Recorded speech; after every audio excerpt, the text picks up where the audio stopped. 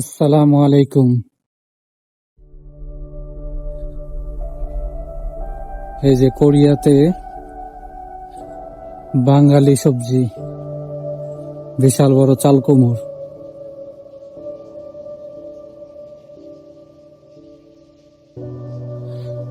কোরিয়াতেও বাংলাদেশের সবজি হয়। চেষ্টা করলে কোরিয়ার পাথরের মাটিতেও ফসল ফলানো যায়। এই যে করলা, কহি, এই যে কহি।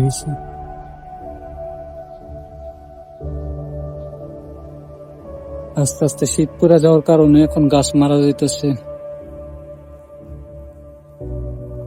সেপ্টেম্বরের শেষ থেকে শীত পড়া শুরু হয় আর কি। এখন গ্রীষ্মের শেষ সিজন।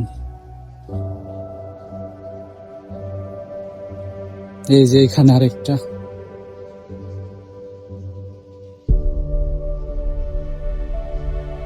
বিশাল বড় চাল কুমড়।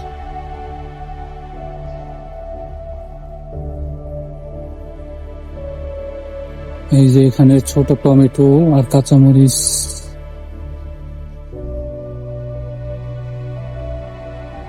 এই যে করল্লা।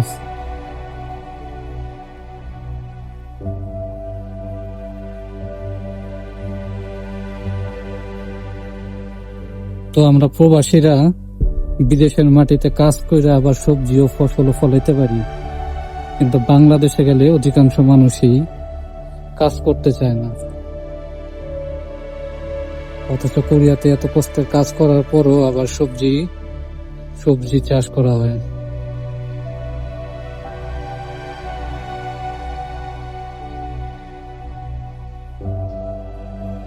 আসলে আমাদের দেশে মানে বাংলাদেশে গেলে মন মানসিকতাটা একটু অন্যরকম হয়ে যায়।